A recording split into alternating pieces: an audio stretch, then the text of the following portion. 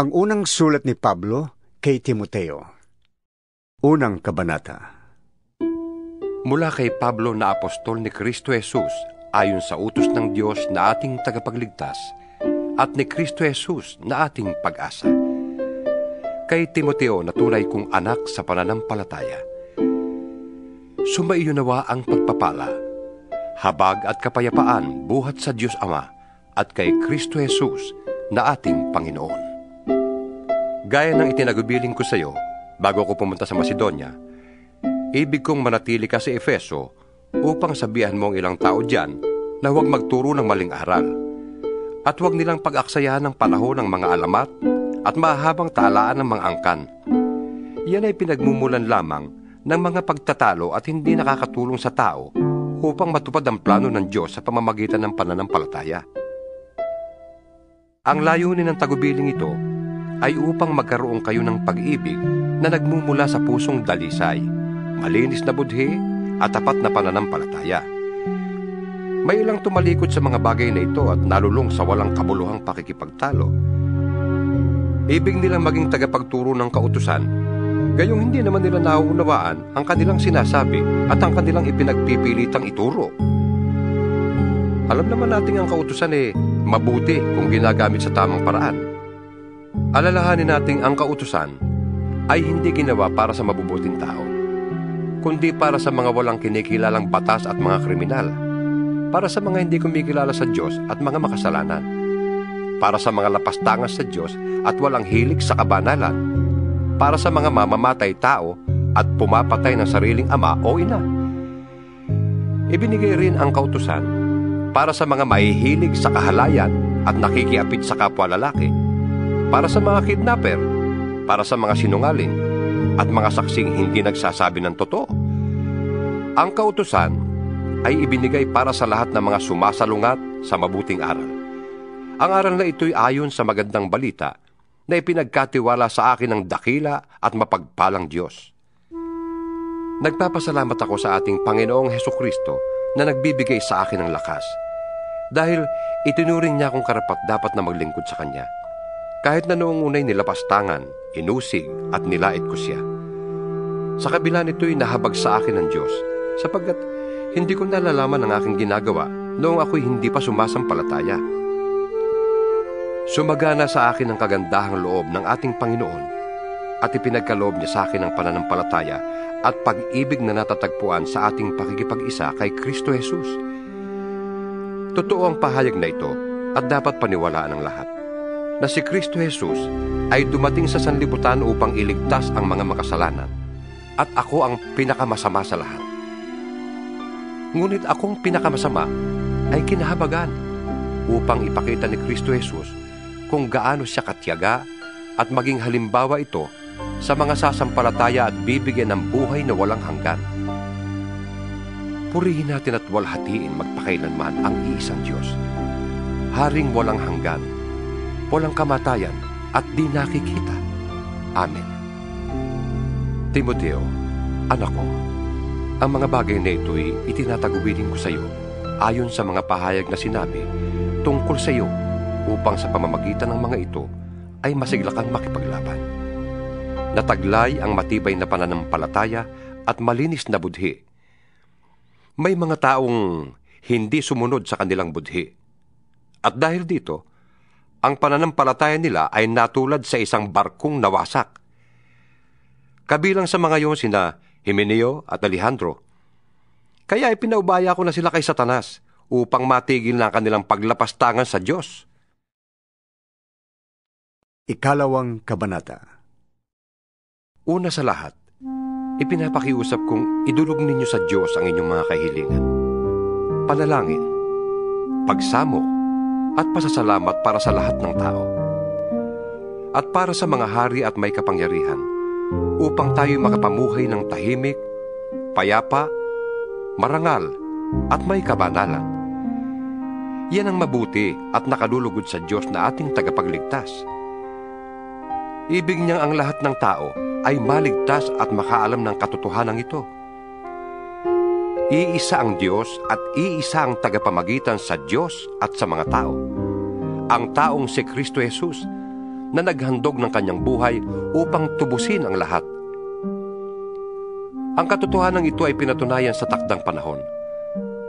Dahil dito, ako'y pinili upang maging tagapangaral, apostol, at tagapagturo ng pananampalataya at katotohanan ito sa mga hintil.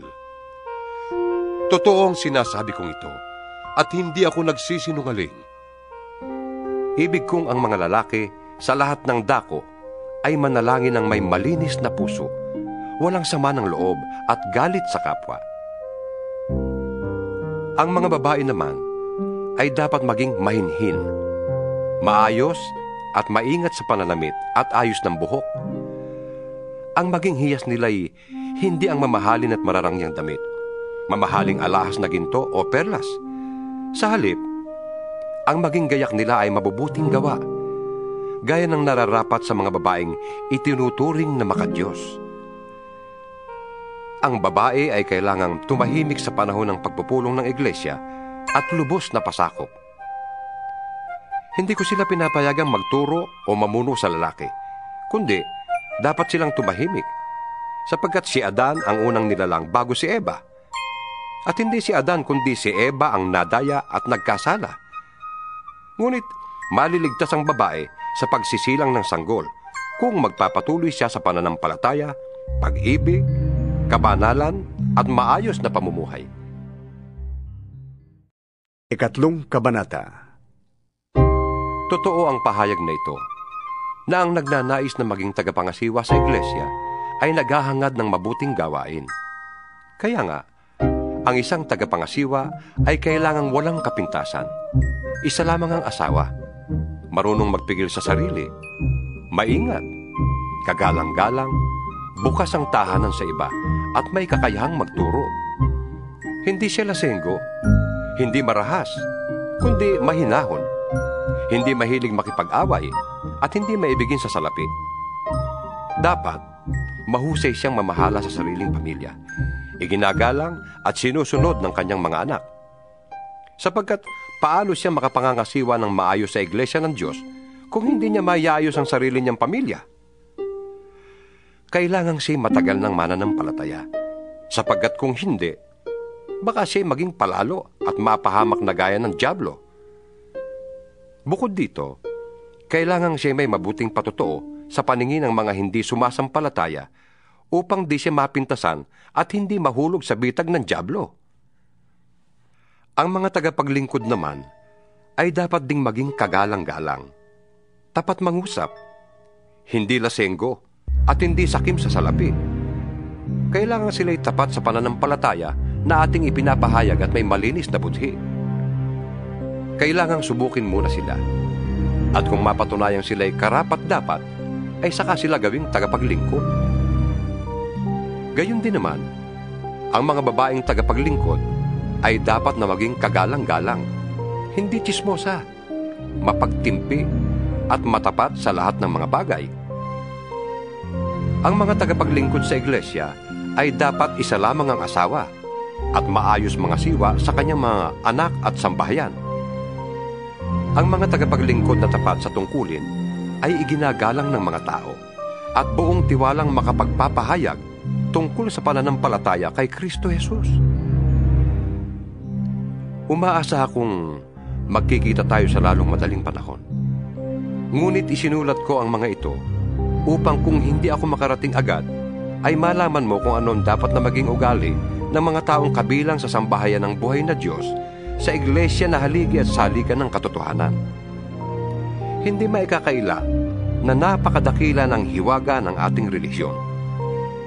Siya'y nahayag ng maging tao, pinatunayang matuwid ng Espiritu, at nakita ng mga anghel, ipinangaral sa sanlibutan, pinaniwalaan ng lahat at itinaas sa kalangitan.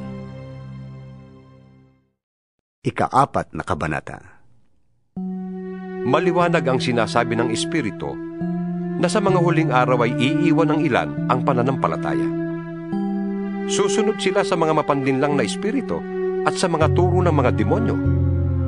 Ang mga turong ito'y pinalalaganap ng mga taong sinungaling at may mga manhid na budhi. Ipinagbabawal nila ang pag-aasawa at ang ilang uri ng pagkain.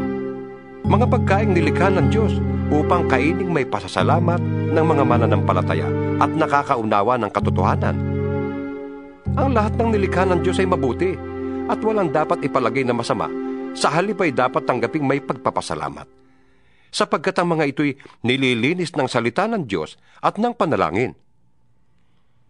Kung ituturo mo sa mga kapatid ang mga bagay na ito, ikaw ay magiging mabuting lingkod ni Kristo Jesus.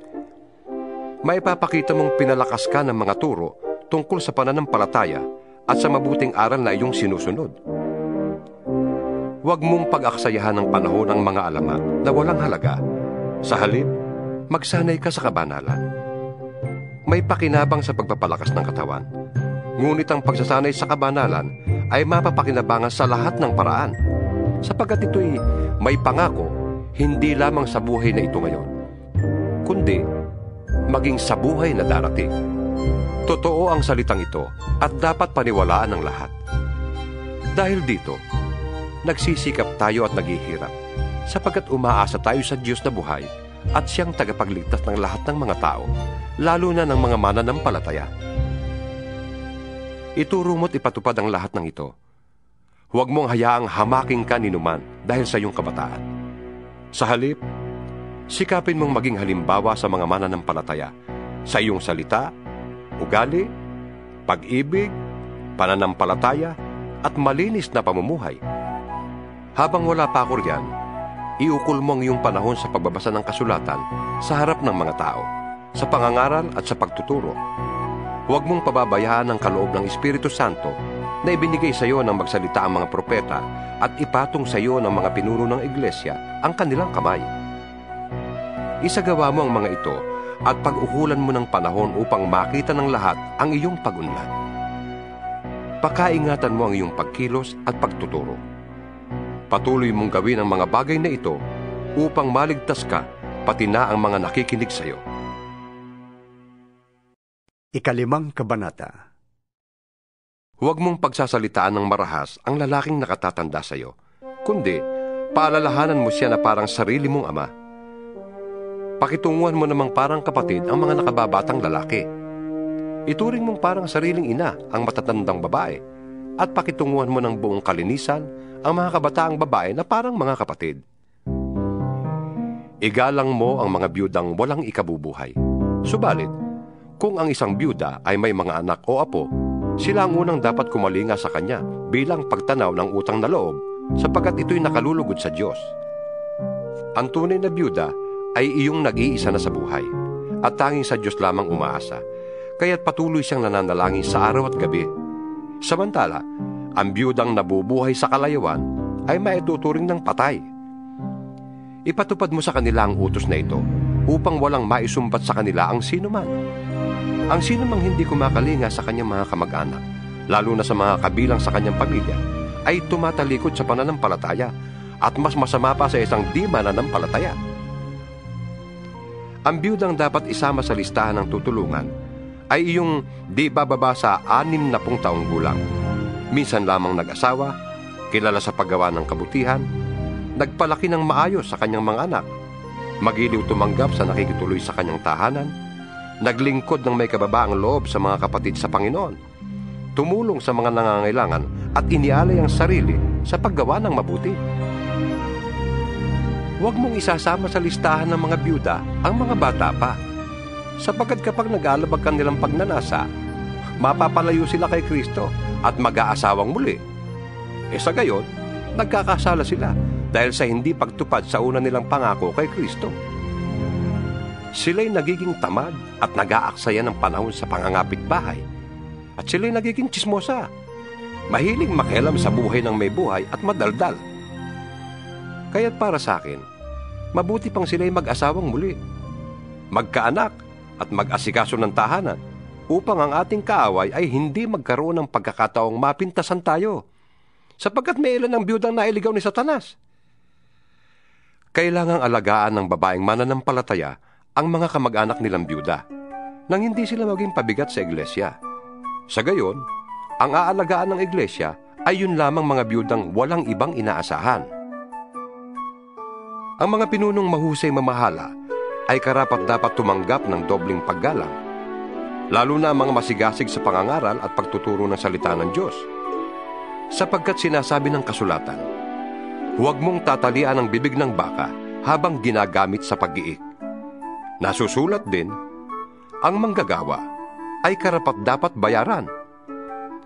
Huwag mong tatanggapin ang anumang paratang laban sa isang pinuno ng iglesia kung walang patotoo ng 2 o 3 saksi.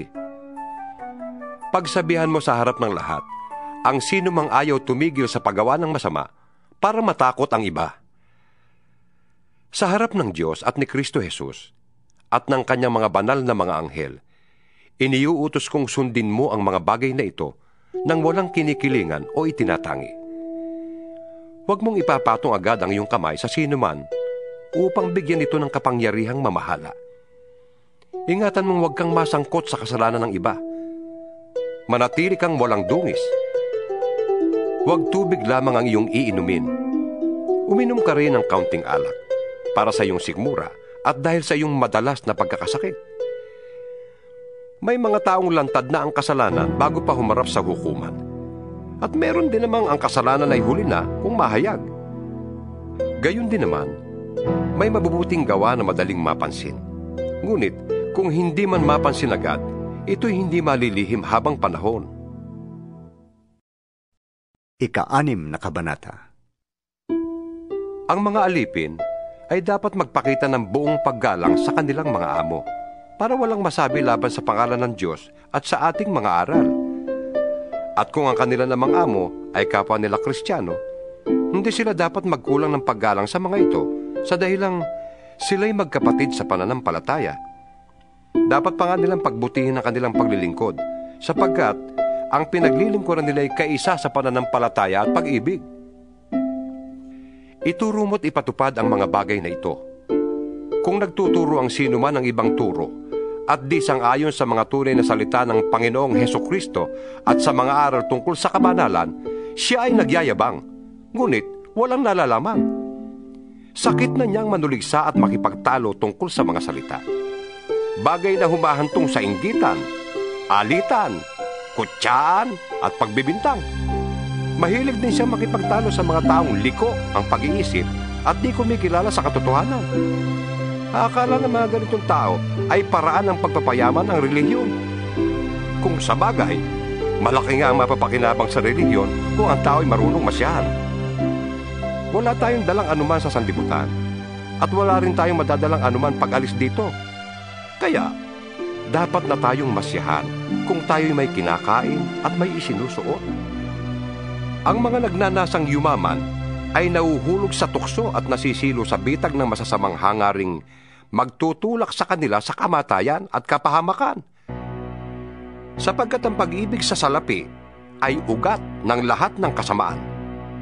Dahil sa paghahangad na yumaman, may mga taong nalalayo sa pananampalataya at nasasadlak sa maraming kapighatian.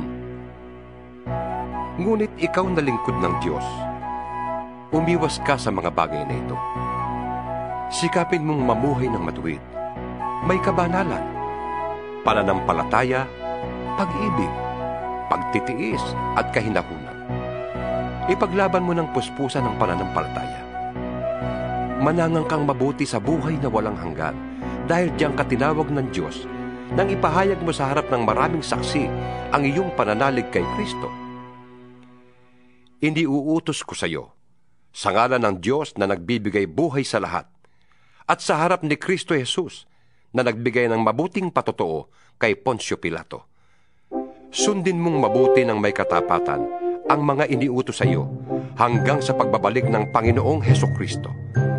Siya'y darating sa panahong itinakda ng mapagpala at makapangyarihang Diyos, Hari ng mga hari at Panginoon ng mga Panginoon. Siya lamang ang walang kamatayan at nananatili sa liwanag na di matitigan. Walang taong nakakita o makakakita sa Kanya.